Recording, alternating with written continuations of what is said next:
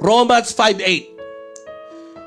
Ngunit ipinadama ng Diyos ang kanyang pagmamahal sa atin noong tayo'y mga masasama pa, si Jesus ay namatay para sa atin. Imagine mo yun.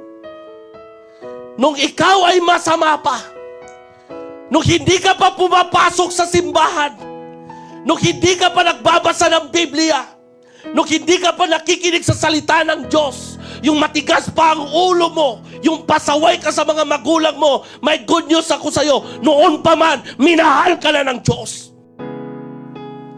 Nang dahil sa mga sugat ni Jesus, tayo ay pinatawad. Nang dahil sa mga sugat ni Jesus, nawala yung ating mga kasalanan. Nang dahil sa sugat ni Jesus, binago niya ang destination ng ating buhay. Nung patungo sa impyerno, nang dahil sa sugat ni Jesus, ikaw at ako patungo sa langit. Amen.